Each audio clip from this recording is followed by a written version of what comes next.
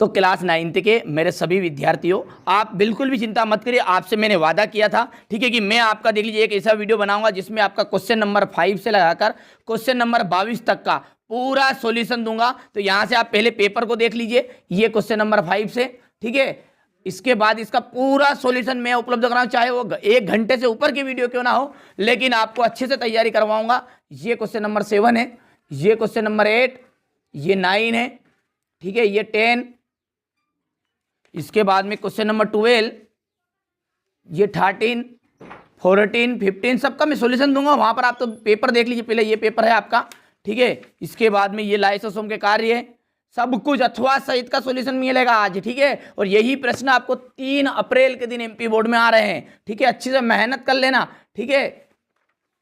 ये question number 21 है, ये इसका अथवा हो गया। ये क्वेश्चन नंबर आपका 22, ठीक है भैया। चलिए तो इसकी शुरुआत करते हैं क्वेश्चन नंबर 5 से, और पहला प्रश्न देखते हैं। निम्नलिखित तापमानों को सेल्सियस इकाई में परिवर्तित कीजिए। हमारी पर सेल्सियस का तापमान प्लस 273, यानी कि 1 केल्विन जो होता है वो सेल्सियस प्लस 273 ज्यादा होता है। तो यहां पर दिया गया है, देखिए 300 केल्विन, तो यहां पर देखिए 300 केल्विन है तो 300 यहां पर मान रख दिया। सेल्सियस में बदलना है तो सेल्सियस लिख दीजिए प्लस 273, 273 300 में से घट जाएगा 27 डिग्री सेल्सियस आ जाएगा, ठीक है। तो यहाँ पर सेल्सियस कितना बना है, 27 डिग्री। उसी तरह इसी के दूसरे में है 573, इसमें भी वही फॉर्मूला आपका, सेम फॉर्मूला, जिस फॉर्मूला एक ही बार लिखना है यहाँ पर, ठीक है। तो यहाँ पर देखिए 573 लिख दिया प्लस 273, जो सब फॉर्मूला में है ही सही, ठीक है। 273 घट जाएगा और मिलकर बन जाएगा 300 डिग्री, ठीक है, सेल्सियस में। चलिए अब इसके अथवा में जो दिया गया है वो ध्यान से समझिए। निम्नलिखित तापमानों को केल्विन इकाई में परिवर्तित करना है। अब सेल्सियस में दिया हुआ है, केल्विन में बदलना है, तो ठीक है। उससे पहले आप क्या करिए, इसका स्क्रीनशॉट लीजिए क्वेश्चन नंबर 5 का बढ़िया से यहां से, ठीक है। अच्छे से नोट्स बनाते चलिए, यही आपके वार्षिक पेपर में आने वाले हैं, ठीक है। चलिए यहां पर, और इसका जो अथवा का क्वेश्चन है वो अथवा क्वेश्चन देखते हैं।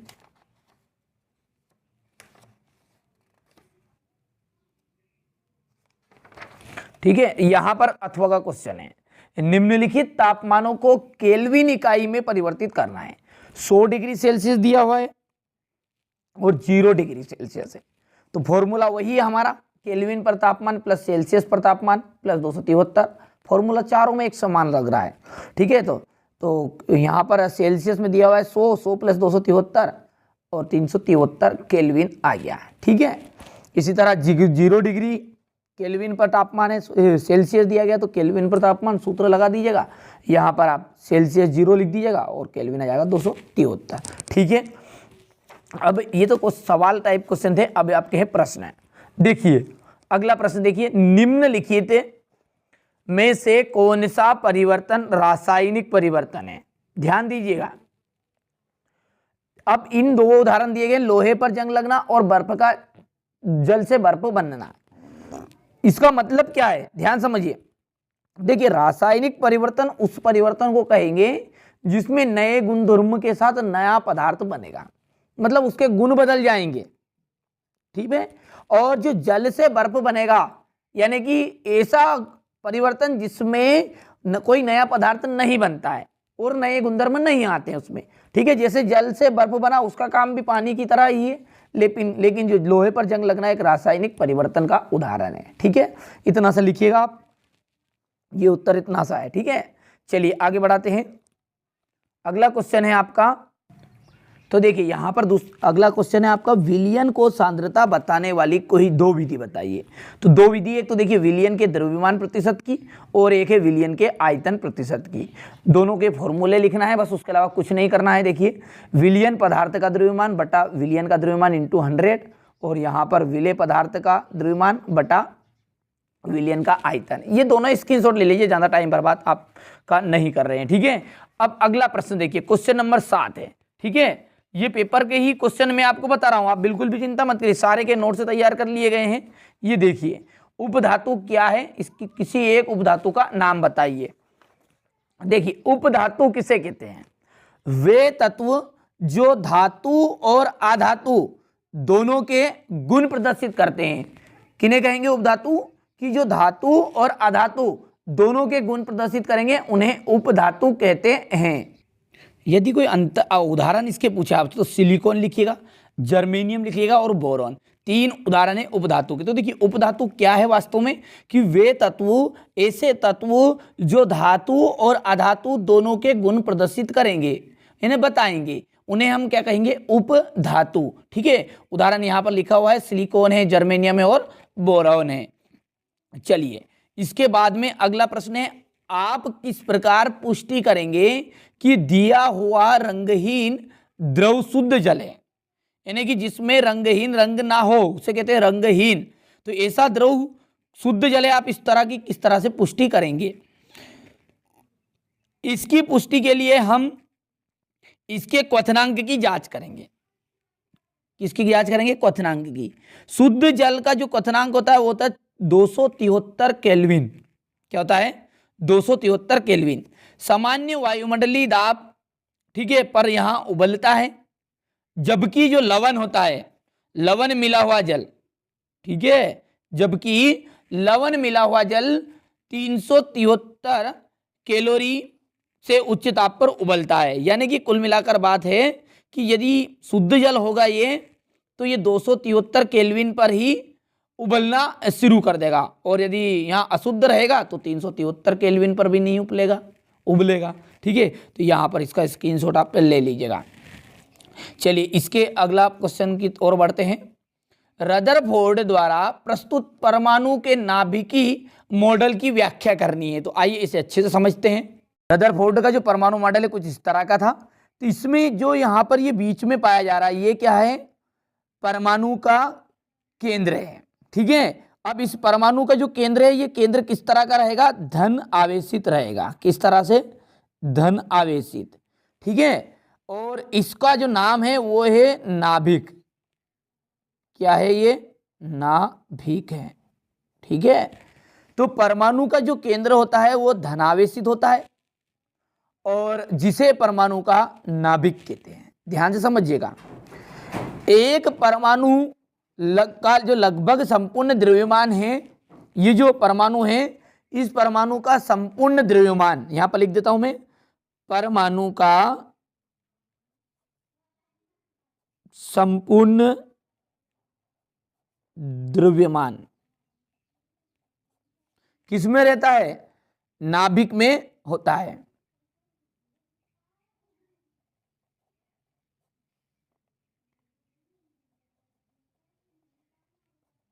यानी कि परमाणु का जो संपूर्ण द्रव्यमान किसमें होता है, नाभिक में। और ये जो नाभिक है, ये आपका देखिए, ये जो पूरा, ये जो खाली भाग है यहाँ पर, ये पूरा आपका मिलकर क्या है, परमाणु है। इस परमाणु का जो संपूर्ण द्रव्यमान है वो किसमें निहित है, समाहित है, वो है नाभिक में। और साथ में यदि हम बात करें इस नाभिक के आकार की बात, किसकी बात कर रहे हैं हम, नाभिक के आकार की। तो यहाँ पर लिख देते हैं नाभिक का आकार। पूरा याद हो जाएगा आपको, आप बिल्कुल भी चिंता मत करिए। नाभिक का आकार। अच्छा, नाभिक का आकार किस तरह का है, गोल है वो तो, पर लेकिन ये परमाणु के आकार से कैसा है, छोटा है। तो नाभिक का आकार परमाणु के आकार से काफी छोटा होता है। ठीक है, तो परमाणु नाभिक का आकार कैसा होता है, परमाणु के आकार से काफी छोटा होता है। अब जो इलेक्ट्रॉन है इस नाभिक के चारों ओर क्या करते हैं, चक्कर लगाते हैं। तो बस इसी का आगे लिख देंगे, तथा इलेक्ट्रॉन नाभिक के चारों ओर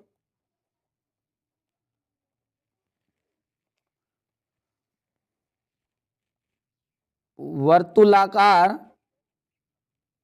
मार्ग में चक्कर लगाते हैं।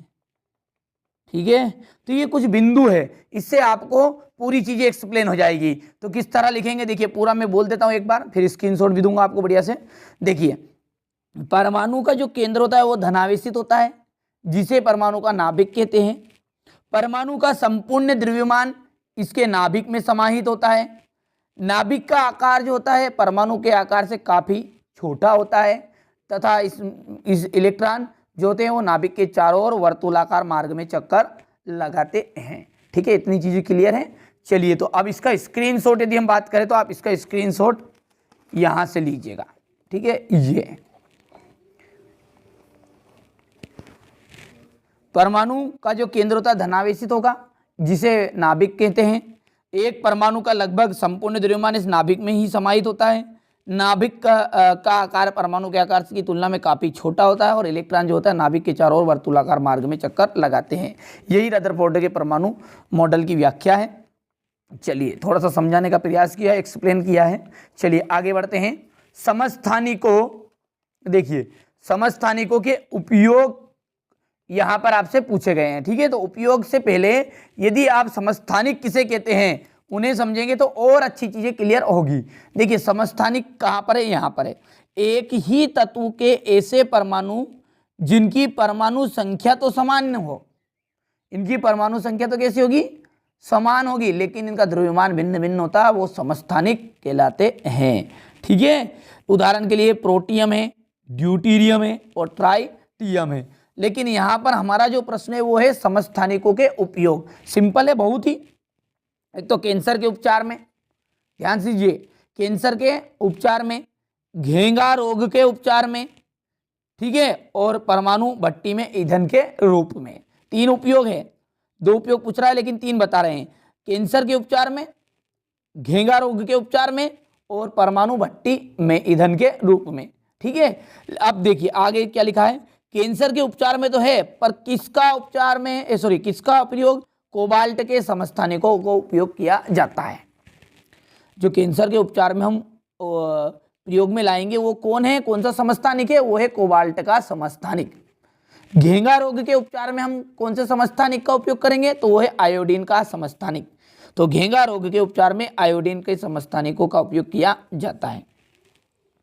यूरेनियम के एक समस्थानिक का उपयोग परमाणु भट्टी में ईंधन के रूप में किया जाता है। ठीक है, तो ये तीन इसके यहाँ पर मैंने उपयोग बता दिए। दो उपयोग पूछता है वैसे, ठीक है, लेकिन तीन लिख दीजिएगा, कोई दिक्कत नहीं है। चलिए अगला क्वेश्चन पढ़ते हैं।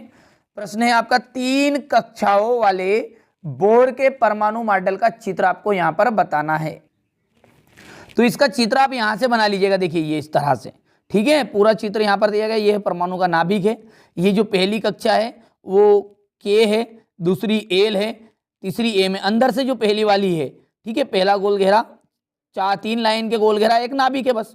तो पहली के, दूसरा एल कोस है, तीसरा एम कोस है। और परमाणु संख्या यदि बात करें इनकी नंबर की तो 1 2 3। ठीक है, तो ये इसका प्रश्न का उत्तर, आपका चित्र यहाँ से आप कवर कर लीजिएगा। चलिए आगे बढ़ते हैं।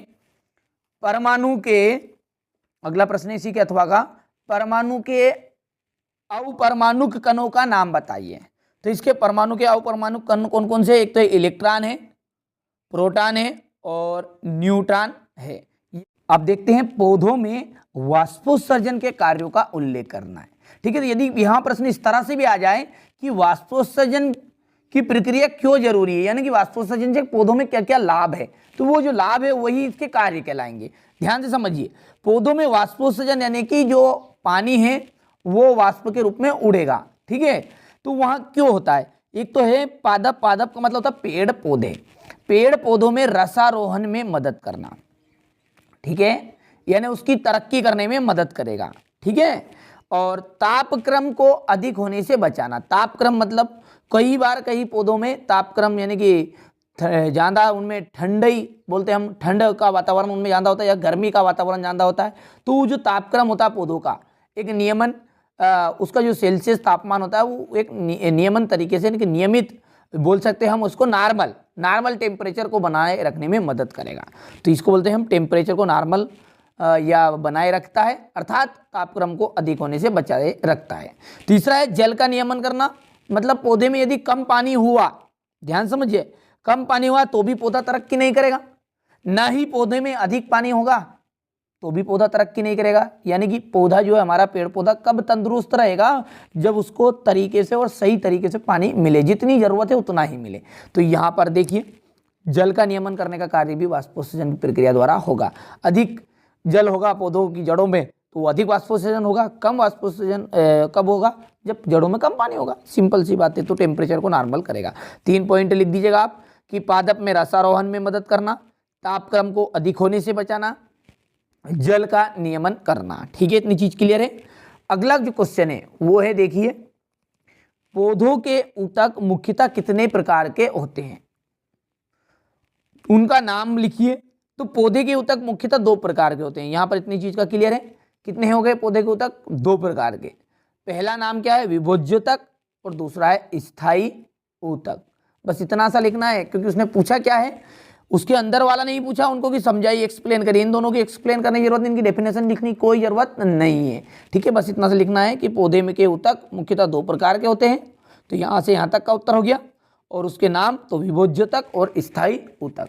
ठीक है, स्क्रीनशॉट लेते चलिएगा। यही प्रश्न आपके वार्षिक पेपर में आने वाले हैं, पूरी गारंटी है 100%। ठीक है, 4 सेट कंप्लीट करा रहा हूँ, चारों में से मिलकर आपका वार्षिक पेपर 100% यही आएंगे। पूरे एमपी में यही प्रश्न आपके दोहराए जाएंगे। फिर मैं बोल दूं आपको, ठीक है, जिन बच्चों को अच्छे से अंक प्राप्त चाहिए, जो चाहते हैं वास्तव में कि हमें अच्छे अंक प्राप्त हो, तो वो इन प्रश्नों को अच्छे से कंप्लीट करिएगा। चलिए, इसके बाद अगला प्रश्न है आपका, रेखित पेशी का नामांकित चित्र बनाना है। यहां से आप रेखित पेशी का देखिए 3 पेशी है, इनमें से एक चित्र हर साल आता ही है। देखिए 2022 में भी पूछा गया था। ध्यान से समझिए, आप कोई आपको फालतू चीजें नहीं बता रहा हूं, ये पेपर में आएगी, 100% आएगी, वही चीज आपको यहां पर बताई जा रही है। उसके अलावा एक भी फालतू चीज यहां पर नहीं बता रहा हूं। ठीक है, तो रेखित पेशी का चित्र आप यहां से कर लीजिएगा, चाहे तो आप आरेखित का भी कर लीजिएगा। ठीक है, सिंपल से चित्र है। 3 तो पेशी है, हृदयक पेशी, रेखित और आरेखित। ठीक है, इन तीनों में से एक चित्र हर साल आता ही है। चलिए, अगला है कि प्रोह का शीर्षस्थ विभोज्योतक कहां पाया जाता है। तो यहां जो प्रो का शीर्षस्थ विभोज्योतक है वो तनों के शीर्षस्थ वृद्धि वाले भाग में विद्यमान होता है, यानी पाया जाता है। कहां पाया जाएगा? कि तनों के शीर्षस्थ वृद्धि वाले भाग में। बस इतना सा लिखने की जरूरत है, ज्यादा फालतू चीजें नहीं लिखनी, मैंने जैसा कि बता दिया आपको। चलिए, अदिश राशियां को परिभाषित कीजिए उदाहरण सहित। देखिए, सदिश राशियां किन्हें कहते हैं, उसका विपरीत होता है अदिश। सदिश वो है कि जिनको व्यक्त करने के लिए, ठीक है, परिमाण और दिशा की आवश्यकता होती है। ठीक है, उन्हें कहते हैं सदिश। लेकिन वे भौतिक राशियां जिनको व्यक्त करने के लिए केवल किसकी आवश्यकता होती है? परिमाण की आवश्यकता होती है। ध्यान दीजिएगा, यहाँ पर थोड़ा सा मिस्टेक कर दिया बच्चे की, बच्चों के द्वारा कंप्लीट कराई है कॉपी, थोड़ी बहुत मिस्टेक है तो उसको नज़रअंदाज कर दीजिए आप। ठीक है, जो कोचिंग में पढ़ाता हूँ वही चीज़ें आपको बता रहे हैं, यही आपकी वार्षिक पेपर में आने वाली है। कोई भी बिल्कुल भी चिंता आपको नहीं करनी है। अदिश राशि किसे कहेंगे? कि वे भौतिक राशियाँ जिन्हें व्यक्त करने के लिए परिमाण की आवश्यकता होती है, वो अदिश राशियाँ कहलाती है। ठीक है, ये सदिश लिख दिया यहाँ पर। ये कौन सी राशि बनेगी आपकी? अदिश। ठीक है, उदाहरण के लिए दूरी, चाल और घनत्व, इतना सा लिखना है। और सदिश यदि पूछे तो वे भौतिक राशियां जिनको व्यक्त करने के लिए परिमाण के साथ साथ दिशा की भी आवश्यकता होती है। ठीक है, इसलिए यहाँ पर उसने सदिश की लिख दी थी डेफिनेशन पर, लेकिन आपको अदिश की लिखनी है। ठीक है भैया, सिंपल है, कठिन तो नहीं लग रहा है। ठीक है, कमेंट में बता दीजिएगा। ठीक है, कोई भी दिक्कत हो तो उन चीज़ों को भी बिल्कुल आपका कन्फ्यूजन दूर करेंगे, कोई समस्या नहीं है। यहाँ चैनल सिर्फ आपके लिए ही है, विशेषकर ये चैनल 9th और 10th क्लास के बच्चों के लिए है। तो यदि आप देखिए 9th का तो आपका यहाँ पर पेपर कंप्लीट करा, यदि आप 10th में भी अच्छे से तैयारी करना चाहते हैं, एकदम फ्री, सारे नोट्स एकदम फ्री उपलब्ध कराऊंगा, बिल्कुल भी चिंता नहीं करनी है। ठीक है, मैं हूँ, जब तक आपको कोई चिंता करने की जरूरत नहीं है। देखिए, अगला प्रश्न पढ़ते हैं। त्वरण की परिभाषा एवं एसआई पद्धति में मात्रक बताना है। त्वरण क्या है वास्तव में? देखिए, कोई भी वस्तु है उसमें प्रति इकाई समय में उसके वेग में होने वाला परिवर्तन, यानी सीधी सी बात है, वेग परिवर्तन की जो दर है उसे त्वरण कहते हैं। सिंपल सी परिभाषा यदि पूछे कोई कि त्वरण की परिभाषा, तो वेग परिवर्तन की दर को त्वरण कहते हैं। इतना सा लिख दीजिएगा, भले आप, इतना लंबा लिखने की जरूरत नहीं है कि किसी वस्तु का त्वरण प्रति इकाई समय में उसके वेग में होने वाला परिवर्तन को त्वरण कहते हैं। तो इतना मत लिखिए, सिंपल सी परिभाषा में बता रहा हूं आपको कि वेग में परिवर्तन की दर को त्वरण कहते हैं। ऐसा ही पद्धति में मात्रक जो है वो है मीटर प्रति वर्ग सेकेंड। अच्छा, ये प्रति वर्ग सेकेंड का मतलब क्या है, तो इसको यहां पर देखिए क्या बोला इसने, मीटर प्रति वर्ग सेकेंड। तो देखिए मीटर का मतलब होता है यहां पर एम और बटे में आपका सेकेंड स्क्वायर आएगा। देखिए यहां पर लिखा हुआ देखिए मीटर प्रति, प्रति का मतलब होता है बटा और सेकेंड वर्ग, वर्ग का मतलब होता है घात 2। यदि हम इसको ऊपर लेके आएंगे, बटा हटाएंगे तो ये जो सेकेंड है ये इनवर्स में हो जाएगा, यानी कि घात 2 हो जाएगी ऋण वाली। ठीक है, समझ में आ गया बात, इतनी सी चीज है। तो ये आपका दोनों में से एक आप लिख सकते हैं। ठीक है, मीटर प्रति वर्ग सेकेंड या फिर एमएस ऋण 2 या फिर मैंने जो आपको यहाँ पर बताया मीटर बटा सेकेंड स्क्वायर, तीनों में से एक कोई सा भी लिख दीजिएगा। ठीक है, इतनी चीजें क्लियर है। तो वेग में परिवर्तन की दर त्वरण कहलाएगी। चलिए अगला क्वेश्चन है, न्यूटन के गति का विषयक प्रथम नियम लिखना है, यानी कि न्यूटन का जो है प्रथम नियम आपको यहाँ पर बताना है। बहुत ही सिंपल है नियम। यदि कोई वस्तु स्थिर है तो वहां स्थिर रहेगी, जैसे ये है, ये वस्तु स्थिर है तो स्थिर ही रहेगी। कब तक स्थिर रहेगी ये, जब तक उसमें एक समान गति है।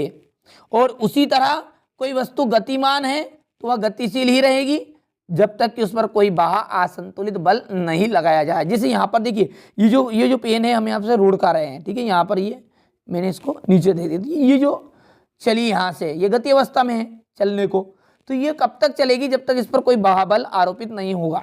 तो बाह्य बल कौन है, कॉपी के द्वारा इस पर बल लग रहा है, ठीक है, घर्षण वाला। ठीक है, तो भैया तो यहाँ पर न्यूटन का गति का पहला नियम यही है कि यदि कोई वस्तु स्थिर है तो वहाँ स्थिर रहेगी, और यदि वहाँ एक समान गति से है तो वहाँ गतिमान ही रहेगी जब तक कि उस पर कोई बाह्य संतुलित बल ना लग जाए। ठीक है, क्वेश्चन नंबर 13 था। ठीक है, बढ़िया सिंपल सा स्क्रीनशॉट लेते चलिए। ठीक है, अच्छे से अंक प्राप्त करिएगा और अच्छे से तैयारी करिए। चलिए इसके बाद है घर्षण। देखिए घर्षण को बढ़ाने के 2 उपाय यहाँ पर इसने पूछा है, तो उससे पहले आप घर्षण को समझिए कि घर्षण क्या होता है। तो देखिए यदि घर्षण को हम एक शब्द में समझे तो इसका मतलब है रगड़। रगड़ जैसे मान के चलिए ये जो पेन है, ठीक है, ये आप मशीन समझ लीजिए कोई भी, ठीक है, तो ये इस तरह से जैसे मशीन चल रही है तो इन दोनों के बीच में ढक्कन और ये जो पेन है इन दोनों के बीच में रगड़ उत्पन्न होगी। रगड़ यानी कि ये घिसाएगी, घिसाने का मतलब है कि बहुत जल्दी खराब हो जाएगी। ठीक है, तो ये जो घर्षण है ये क्या जरूरी है क्या, ठीक है, तो जी हाँ जरूरी है। देखिए किस तरह से इसको हम कहते हैं रगड़ या चिपकना। जैसे हम आप जो चल रहे हैं, ठीक है, तो आपके जो जूते वो भी घिसाते कि नहीं घिसाते, जैसे उसका तला, तो ये किसके कारण होता है, ये घर्षण के कारण ही होता है। ये क्यों जरूरी है, ये इसलिए जरूरी है वरना यदि हम एक बार दौड़ना शुरू करते तो यदि रगड़ नहीं होती तो हम ठहर ही नहीं पाते, यदि हम एक बार खड़े हो जाते तो बैठ नहीं पाते, ठीक है, यदि हम चलना शुरू कर देते तो बंद नहीं होते। तो ये घर्षण इसलिए जरूरी है। तो कुछ हानियां भी है तो कुछ लाभ भी है। ठीक है, तो पहले इसके लाभ को थोड़ा सा एक्सप्लेन, वैसे उपाय पूछे पर थोड़ा सा एक्सप्लेन कर देता हूं ताकि आपको घर्षण के बारे में संपूर्ण जानकारी मिल जाए। ठीक है, घर्षण से लाभ कौन कौन सी चीजों में, सबसे पहली चीज है कि इसी के कारण ही क्या होता है, वाहनों में ब्रेक लगा सकते हैं। ठीक है, वाहनों में ब्रेक लग सकता है। घर्षण के कारण ही हम पृथ्वी पर आसानी से चल पाते हैं, वरना हम यदि एक बार दौड़ते तो दौड़ते ही रहते, जिसे मैंने बताया। घर्षण के कारण ही रेलगाड़ी और अन्य वाहन चलते हैं। घर्षण से ही जो हमारी माचिस है वो रगड़, ठीक है, समझ में आ गई बात नहीं है, तो उसके रगड़ के कारण ही उसमें आग उत्पन्न होती है। तो घर्षण के कारण ही आग उत्पन्न होती है, जैसे लाइटर, ठीक है, इसमें भी रगड़ उत्पन्न होगी। तो ये कुछ लाभ है। अच्छा भैया सारे लाभ है क्या, इससे हानि भी है। हानि ये कि मशीन बहुत जल्दी खराब हो जाती है। ठीक है, इसलिए हम क्या करते हैं, ग्रीस ऑयल लगाते कि नहीं लगाते मशीनों में इनमें, ठीक है, चाहे वहाँ आपकी कपड़ा सीने की मशीन हो, चाहे आपकी हड़म्बा हाईवेस्टर कुछ भी हो, उन सब में ग्रीस लगाते कि नहीं, इसलिए तो लगाते ताकि वो घर्षण वहाँ पर कम हो। और इससे कुछ नुकसान है तो लाभ भी, तो लाभ मैंने बता दिया, हानियाँ बता देता हूँ। इसके कारण क्या होती है, ऊष्मा उत्पन्न होती है, और ऊष्मा उत्पन्न होने के कारण जो मशीन है बहुत जल्दी खराब होगी, क्योंकि वो गर्मी पकड़ेगी, गर्म होगी। ठीक है, गर्म होने के कारण वो जल्दी खराब हो जाएगी। घर्षण के कारण ही मशीन के जो पुर्जे वो घिस जाते हैं और घिसने के बाद में वो खराब हो जाते। तो ये कुछ इसकी हानियां हैं। मशीन की दक्षता कम होती है, बहुत जल्दी मशीनें खराब होती है। तो ये इसके घर्षण के कुछ हानियां। अब यहाँ पर बात कर रहे हैं कि घर्षण को बढ़ाने के उपाय, ठीक है, क्योंकि हमारा जो ट्रैक्टर है या फिर आपकी जीप है या कार है, ये यदि एक बार स्टार्ट कर देंगे तो इसमें ब्रेक जरूरी है, बहुत जल्दी फास्ट है, ठीक है। तो इसलिए वाहनों के जो टायर है उनमें खांचे बनाए जाते हैं। खांचे मतलब समझे, उसमें गेप रहती है, गेप। आप टायरों में गौर से देखना तो गेप रहती है कि नहीं, इसमें डिजाइन बना देते हैं। डिजाइन क्यों?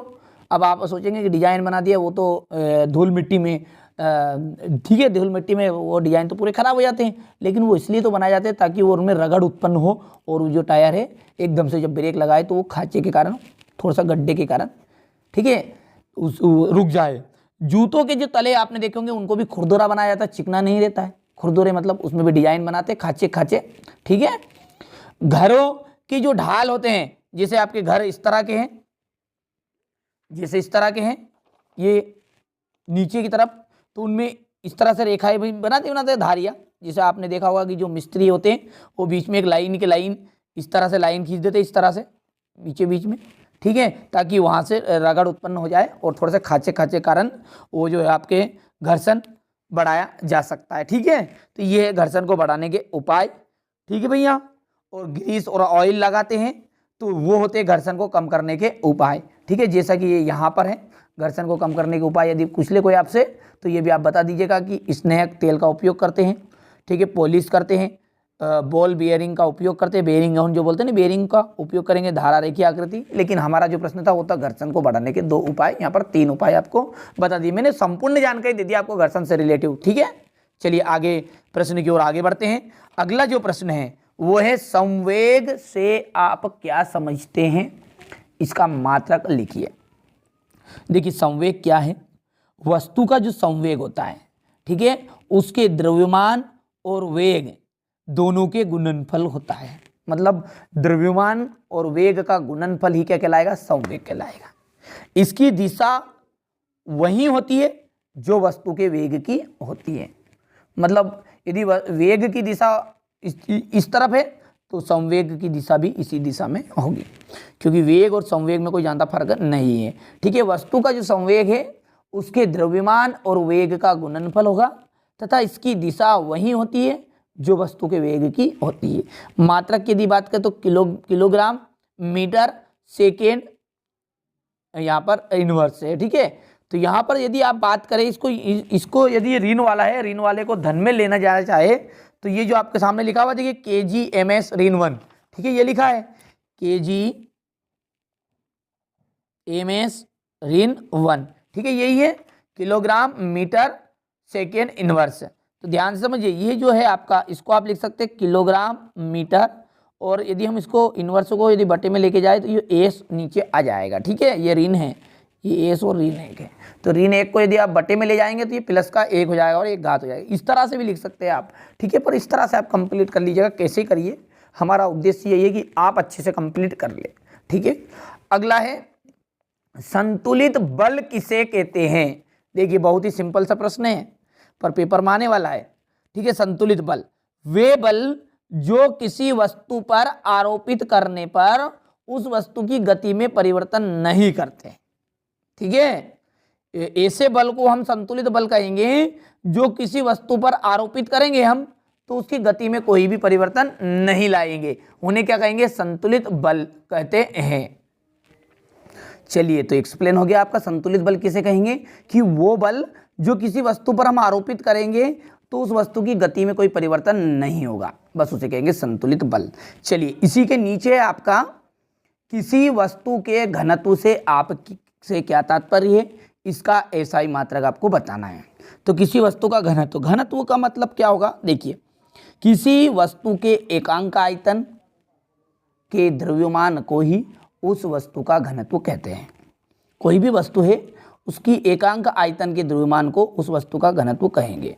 अर्थात वस्तु का जो घनत्व है वो किसके इक्वल बना, वस्तु के द्रव्यमान बटा वस्तु के आयतन का, ठीक है।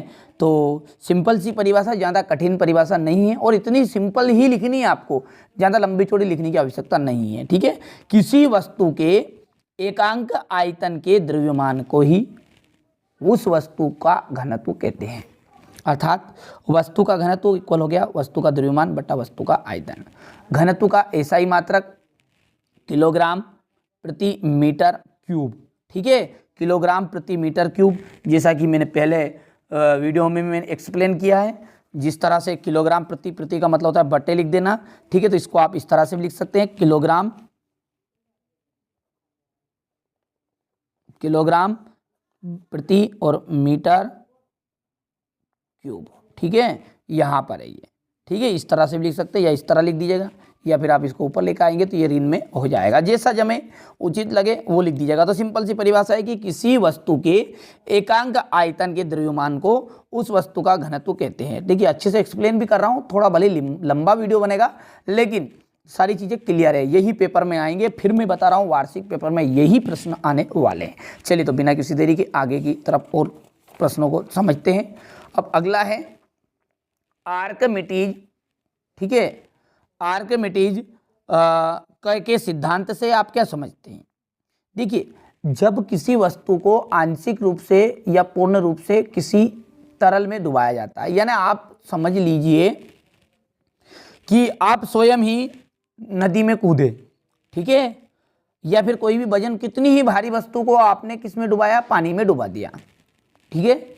तो क्या होगा, उस पर ऊपर की ओर एक बल कार्य करेगा, और वो बल क्या करेगा, जिसके कारण उस वस्तु के भार में कमी आ जाएगी।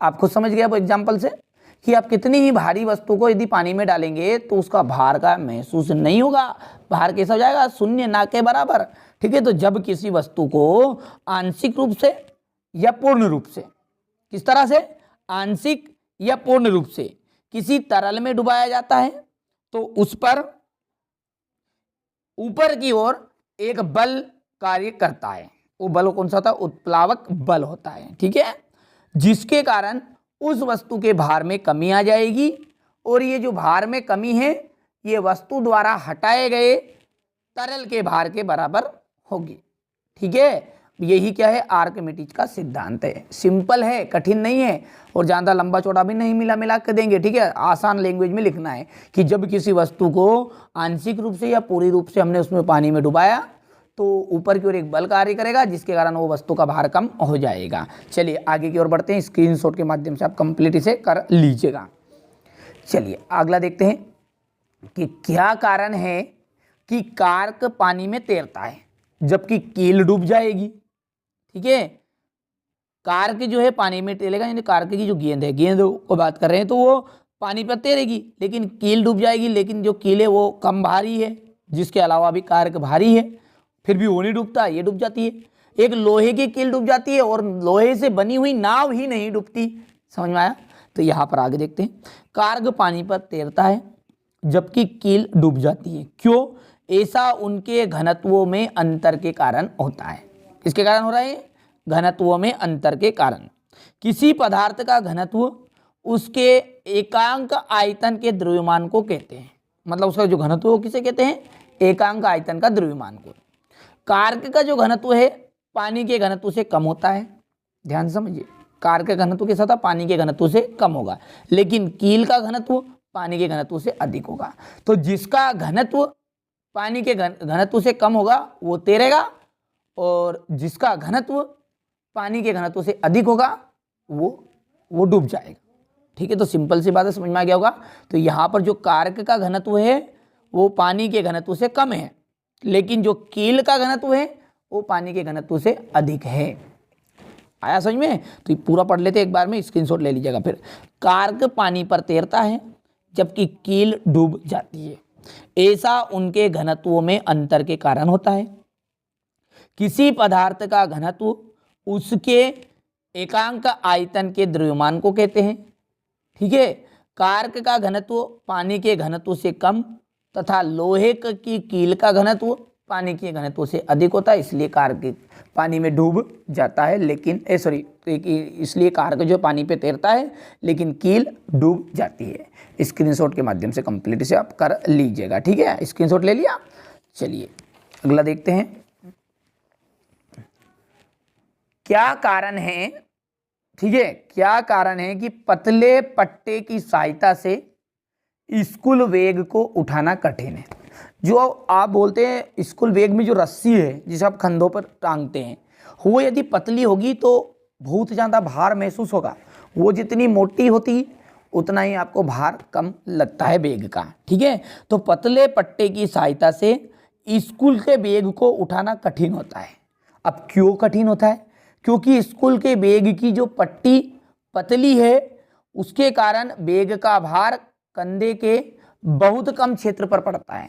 जैसे ये उंगली के बराबर पतली बना दी तो इसमें कंधे पर इतनी इतनी उंगली पर भार पड़ेगा तो वो क्या होगा, गड़ेगी। उसके साथ में गड़ने के साथ में हमें बल का महसूस, भार उसका ज़्यादा लगेगा। ठीक है, तो इसलिए जो पतले पट्टों की बजाय हमें स्कूल बैग में जो पट्टे दिए जाते हैं वो मोटे दिए जाते हैं और चौड़े दिए जाते हैं। ठीक है, तो पतले पट्टे की सहायता से स्कूल के बैग को उठाना, स्कूल बैग को उठाना कठिन होता है। क्योंकि स्कूल बैग जो है उसकी पट्टी पतली होगी तो उसके कारण बैग का भार कंधे के भार से बहुत कम क्षेत्र पर पड़ेगा।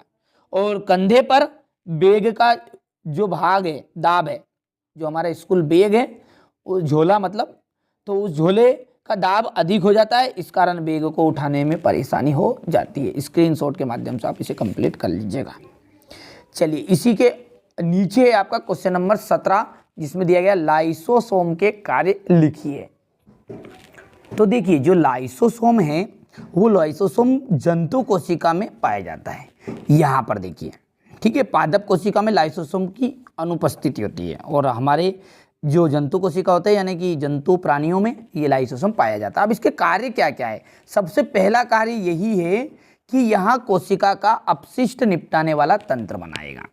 जो भी फालतू चीजें उनको निपटाने वाला एक तंत्र का निर्माण करेगा। कौन? ये लाइसोसोम। समझ में आ रही बात? दूसरा है मृत और पुरानी कोशिकाओं तथा कोशिकांगों का पाचन करेगा। जो पुरानी कोशिकाएं हो गई है, मर चुकी है, ठीक है, उन कोशिकाओं का पाचन करेगा। ठीक है, और उन कोशिकाओं से कोशिका अंग बनाएगा। उसे कोशिका अंगों को कहते हैं कोशिकांग। कोशिका में पाए जाने वाले एंजाइम का स्त्रावन तथा संग्रह भी करता है। तो 3 कार्य हो चुके हैं। पहला क्या बताया मैंने कि कोशिका का ये अपशिष्ट निपटाने वाला तंत्र बनाएगा, मृत और पुरानी कोशिकाओं का पाचन करेगा, कोशिका में पाए जाने वाले एंजाइम का स्त्रावन करेगा और उन्हें फिर संग्रह कर कर रखेगा। ठीक है, और रोग की स्थिति में शरीर को पोषण प्रदान करेगा। तो ये क्या है? लाइसोसोम के कार्य हो गए। 4 कार्य है, 3 नंबर का प्रश्न है, 4 यहाँ पर आपको बता दिए। ठीक है, अच्छे से एक्सप्लेन कर रहे हैं, ज़्यादा लंबा समय भी नहीं ले रहे हैं ताकि आपको सारी चीज़ें कंप्लीट हो जाए। ठीक है, ये यहाँ कोशिका का अपशिष्ट निपटाने वाला तंत्र, पुरानी कोशिकाओं का पाचन और एंजाइम का स्त्रावन करेगा और रोग की स्थिति में शरीर को पोषण प्रदान करेगा। ठीक है, तो ये कार्य है, अच्छे से कंप्लीट करिएगा। इसी के नीचे है गाल्जी उपकरण के कार्य बताइए। तो ये गाल्जी उपकरण जो है यही आपका क्या कर रहा है? लाइसोसोम का निर्माण करेगा। सामान्य शक्कर से जटिल शर्करा बनाने का कार्य भी गाल्जी उपकरण या गाल्जी इकाई करेगा। ठीक है, 2 चीज हो चुकी है, एक तो लाइसोसोम का निर्माण और सामान्य शक्कर से जटिल शर्करा का निर्माण करेगा। ये स्त्रावन द्वारा कोशिका भित्ति का निर्माण भी करते हैं और अनेक प्रकार के स्त्रावी पदार्थ का निर्माण भी करने का कार्य करते हैं। 4 यहाँ पर कार्य है, सिंपल है वो भी। देखिए, याद करने की जो टेक्निक है वो इस तरह करिएगा। लाइसोसोम का निर्माण कौन करेगा? गाल्जी इकाई। ठीक है, पहला पॉइंट हो गया कि ये लाइसोसोम का निर्माण करते हैं। दूसरे एक बिंदु को याद करने की टेक्निक, शक्कर से, सामान्य शक्कर से जटिल शर्करा बनाएगा तो ये सामान्य शक्कर से जटिल शर्करा का निर्माण करेगा। ठीक है, तीसरा है कि ये स्त्रावन द्वारा जटिल कोशिका भित्ति का निर्माण भी करते हैं। किसका? जटिल कोशिका भित्ति का, कोशिका भित्ति का निर्माण करेगा और अनेक प्रकार के स्त्रावी पदार्थ का निर्माण भी कौन करता है? गाल्जी इकाई करता है। तो स्क्रीनशॉट के माध्यम से इस उत्तर को कंप्लीट कर लीजिएगा। चलिए, तो आगे बढ़ते हैं।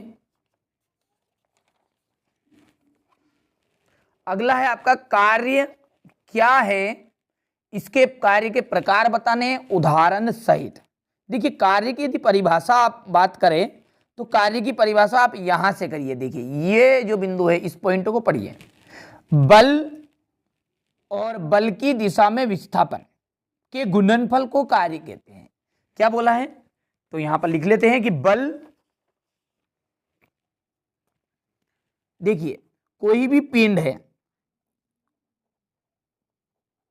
है उस पर बल लगने वाला बल इंटू बल की दिशा में विस्थापन के गुणनफल को कार्य कहते हैं। ठीक है, तो किसी पिंड पर लगे बल और बल की दिशा में पिंड के विस्थापन के गुणनफल को क्या कहते हैं, कार्य कहते हैं। सिंपल सी परिभाषा, ज्यादा कोई कठिन परिभाषा नहीं लिखी हुई है। ठीक है, इससे परिभाषा बन गई। कार्य के प्रकार और उनके उदाहरण। देखिए कार्य क्या है, कार्य 3 प्रकार के हो गए हैं, धनात्मक कार्य, ऋणात्मक कार्य और शून्य कार्य। ठीक है, जब जो विस्थापन है वो बल की दिशा में होगा, ध्यान से समझिए, जब विस्थापन किधर है, बल की दिशा में, तो कार्य को हम कहेंगे धनात्मक कार्य हुआ। जब विस्थापन बल की दिशा के विपरीत होगा तो हम कहेंगे कार्य ऋणात्मक हुआ। जब बल लगाने पर विस्थापन शून्य हो तो कार्य शून्य होगा। ठीक है, तो कार्य कितने प्रकार के हो गए, 3 प्रकार के। और कार्य की परिभाषा बहुत ही सिंपल है कि किसी पिंड पर लगे बल और बल की दिशा में विस्थापन के गुणनफल को ही कार्य कहते हैं। ठीक है, कार्य 3 प्रकार का हो गया, धनात्मक, ऋणात्मक, शून्य। और विस्थापन की दिशा में हुआ तो धनात्मक, विस्थापन की विपरीत दिशा पर हुआ तो ऋणात्मक, और विस्थापन शून्य हुआ तो कार्य कैसा होगा, शून्य रहेगा। अगला जो है वो एक गतिज ऊर्जा के लिए व्यंजक प्राप्त करना है। तो देखिए इसका उत्तर यहाँ से आप लिख लीजिएगा। वैसे अगले वीडियो में, एक सेपरेट वीडियो में इसको एक्सप्लेन कर दूंगा। ठीक है, लेकिन यदि आपको स्कूल में पढ़ाया होगा ये, तो वहाँ से कंप्लीट कर सकते हैं। यहाँ पर थोड़ा सा टफ लैंग्वेज में दिया हुआ है, लेकिन फिर भी आप इसे यहाँ से कंप्लीट तो कर लीजिएगा जितनी हो सके। ठीक है, यहाँ पर, ठीक है, ये इसका स्क्रीनशॉट लीजिए यहाँ से। ठीक है, और पूरा कंप्लीट करिएगा आप। ठीक है भैया, तो ये यहाँ पर इसका 18वां क्वेश्चन का जो 8वां प्रश्न था, गतिज ऊर्जा के लिए व्यंजक, ये इसका स्क्रीनशॉट दे दिया है। इसके बाद में है आपका खाद और उर्वरक के गुणों की तुलना। देखिए खाद और उर्वरक दोनों में अंतर क्या है। सबसे पहली चीज ये चीज आपको समझना पड़ेगा, खाद है क्या। जो आप मवेशियों का, आपका जो गाय भैंस है, ठीक है, उनसे जो गोबर है और उनके द्वारा जो गोबर से बन रही चीज है, मतलब वो खाद कहलाएगी। ठीक है, जो आप घोड़ा अपन बोलते हैं ग्रामीण क्षेत्रों में, वो खाद है। उर्वरक क्या है, जो आप यूरिया लेकर आते हैं, पोटास लेकर आते हैं, सल्फर लेकर आते हैं, ये क्या है, उर्वरक है। दोनों चीजें क्लियर है। अब इसका अंतर बहुत ही सिंपल है। खाद जो है वो जैव अपशिष्टों के द्वारा बनाए जाते हैं। जैव अपशिष्ट आप समझ गए, जो जीवों का अपशिष्ट है, जैसे गाय के द्वारा टॉयलेट या फिर गोबर बोलते हैं अपन, उसके द्वारा जो खाद बनेगी वो। और जो उर्वरक है वो किसके द्वारा बनाए जाते हैं, वो रसायनों के द्वारा बनाए जाते हैं। ठीक है, पहला अंतर क्लियर है कि खाद जैव अपशिष्टों से बनाई जाती है और उर्वरक रसायनों से बनाई जाती है। खाद की यदि बात करें तो इसको हम जब खेतों में डालते हैं, तो आप सब जानते हैं कि जो घोड़ा की जो हमारी खाद होती है, गाय गोबर का, मवेशियों का मलमूत्र से जो बनी हुई है, वो अधिक मात्रा में डालते हैं। ठीक है, लेकिन जो बोरियों में यूरिया हम डालते हैं वो क्या है, अल्प मात्रा में प्रयुक्त होती है। सिंपल से 2 अंतर हो चुके हैं। पहला है कि खाद जैव अपशिष्टों से बनेगी और उर्वरक रसायनों से बनेगा। ये अधिक मात्रा में इसकी आवश्यकता होती है खेतों में, इसकी अल्प मात्रा में होती है। लेकिन ध्यान दीजिएगा, ये अधिक मात्रा में है पर ये भूमि की उर्वरता शक्ति को बढ़ाते हैं और ये थोड़े समय के लिए फसल में पैदावार तो ज़्यादा दे देंगे, लेकिन जो भूमि की जो उपजाऊ क्षमता है ना, उसको घटाते हैं। इन रसायनों के कारण ही आज जो भूमि जो है हमारी बंजर होती जा रही है। ठीक है, तो आज जो बड़े बड़े वैज्ञानिक है, वैसे क्या है, हमारे जो पुराने बुजुर्ग हैं वो कहते ही आए थे, ठीक है, कि ये जो गोबर है, ये गोबर नहीं है, ये क्या है, हमारे खेतों के लिए सोना है। ठीक है, क्योंकि ये जो भूमि की उर्वरता शक्ति इसको बढ़ाता ही है। ये इसमें इसके कारण जल धारण क्षमता अधिक होती है। एक बिंदु आप लिख सकते हो, खाद के उपयोग से, ये जो जैव अपशिष्ट है उनके उपयोग से भूमि में जल धारण क्षमता बढ़ती है, लेकिन इनके कारण जल धारण क्षमता घटती है। मतलब ये लंबे समय तक इसमें कम पानी में भी पैदावार देते हैं और इनमें अधिक पानी की आवश्यकता होगी इनका उपयोग करोगे तो। ठीक है, तो ये भूमि की उर्वरता शक्ति को बढ़ाएंगे, ये भूमि की उर्वरता शक्ति को घटाएंगे। मृदा को ह्यूमस उत्पन्न उपलब्ध कराती है। ह्यूमस का मतलब है थोड़ा सा छिद्र, और उसमें ज़्यादा मात्रा में, ठीक है, ऑक्सीजन है, नाइट्रोजन है, इन चीज़ों को प्राप्ति के लिए पौधा, यानी आप बोल सकते हैं छिद्र उत्पन्न कराएंगे, और ये जो है जो भूमि को बंजर बनाते हैं, तो ये मृदा को ह्यूमस उपलब्ध नहीं कराते हैं। और जैसा कि एक बिंदु मैंने बता दिया, पांचवें बिंदु लिख सकते हो कि खाद के उपयोग के कारण या इसके उपयोग से भूमि में जल धारण क्षमता बढ़ती है, और उर्वरक के उपयोग से भूमि में जल धारण क्षमता घटती है।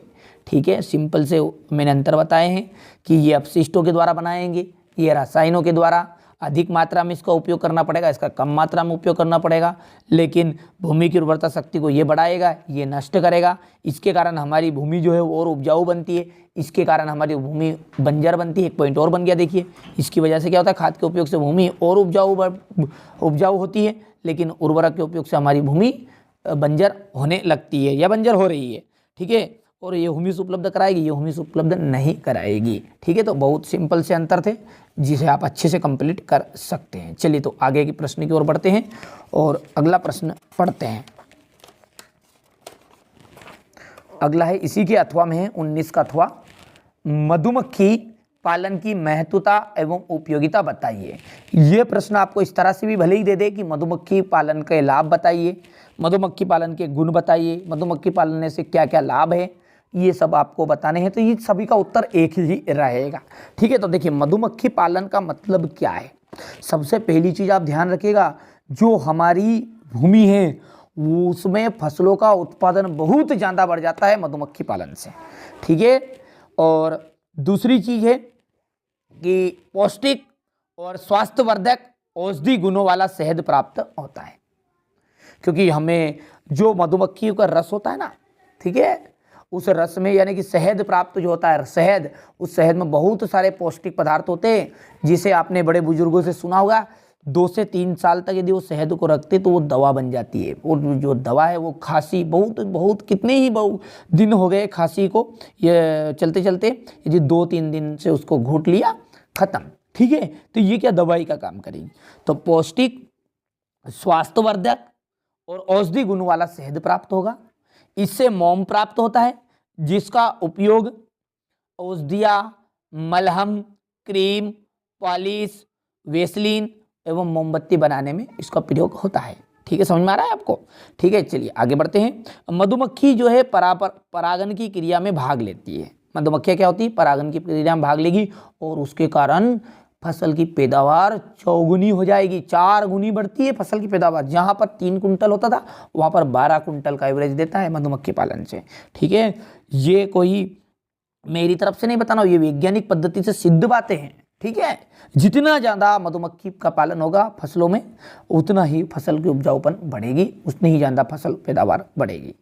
इस उद्योग का संचालन जो होता है, मधुमक्खी पालन का काम निर्धन व्यक्ति भी कर सकता है, अल्प शिक्षित ग्रामीण भी कर सकते हो। वैसे ग्रामीण लोग ही करते हैं, ठीक है, पढ़े लिखे तो गंवार ही रहते हैं, लेकिन जो अनपढ़ है वो ही क्या होता है, उनमें एक बोलने की सभ्यता होती है।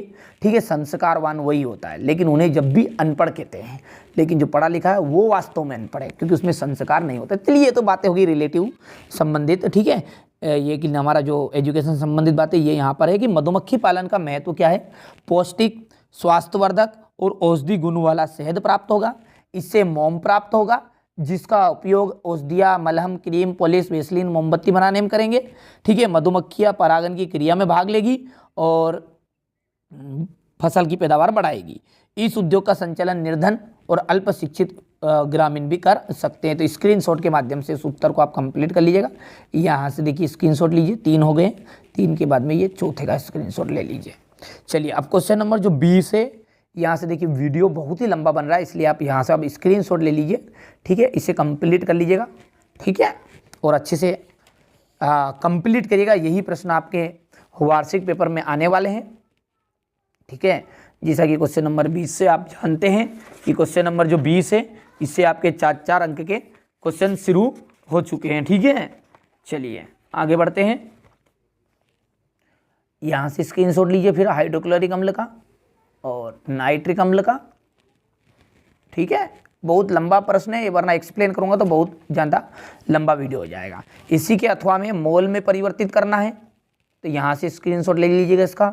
यही प्रश्न आने वाले, यही 4 सेट है A B C D, और आप जानते हैं कि हम आज सेट B का पूरा सॉल्यूशन देख रहे हैं। सेट A का सॉल्यूशन हो चुका है, नहीं देखा तो देख लीजिएगा, ठीक है। जो बच्चे वास्तव में अच्छे अंक प्राप्त करना चाहते हैं वो जरूर देखेगा, और हमारा उद्देश्य यही है। देखिए, हम केवल व्यूज के लिए यहाँ पर काम नहीं कर रहे हैं, हमारा उद्देश्य ये नहीं है। चाहे आप स्किप कर करके देखिए, अच्छे से कंप्लीट करिए यार भैया, ठीक है। हमारा उद्देश्य यही है कि आप अच्छे अंक प्राप्त करें, ठीक है। 9th ही नहीं 10th क्लास की भी अच्छे से तैयारी करा रहे हैं, तो आप अच्छे से कंप्लीट करिएगा। 10th क्लास में भी पूरा सहयोग करूँगा, नंबर भी दे रहे हैं, व्हाट्सअप नंबर भी, बढ़िया से कंप्लीट करिएगा, ठीक है।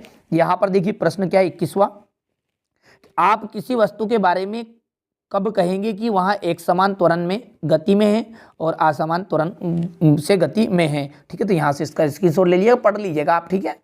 और यहाँ पर देखिए ये इसका अथवा का प्रश्न है, सवाल है। यहाँ पर देखिए ये, और इसी के अथवा का 22वां क्वेश्चन। जैसा कि आप जानते हैं कि 22 प्रश्न पूरे रहते हैं, स्क्रीनशॉट लीजिए। उत्तर आ गया क्या, ठीक है, उत्तर भी आ गया इसमें पूरा। और इसी के अथवा में जो है वो है ध्वनि के परावर्तन से आप क्या समझते हैं, ठीक है, या तरंगों का परावर्तन। तो यहाँ से स्क्रीनशॉट लीजिए आप, तो ठीक है, अच्छे से कंप्लीट करिएगा, पढ़ लीजिएगा। ये आपका प्रश्न हो गया, प्रश्न भी लिखे हैं यहाँ पर, ठीक है। मैंने पूरी तैयारी करवाई, बच्चों के द्वारा नोट्स तैयार कराए गए हैं, ठीक है। मैं अकेला तो लिख पाना संभव नहीं है, क्योंकि 9th 10th 11th 12th की कोचिंग है, ठीक है। तो इतने संभव नहीं है, पर बच्चों ने जो मुझे उपलब्ध करा दिए मैंने आपको उपलब्ध करा दी। यही सेट मैंने उनको भी कराए हैं, यही आपको बताए हैं, यही वार्षिक पेपर में आएगा। बिल्कुल भी आपको चिंता नहीं करना है। यदि आप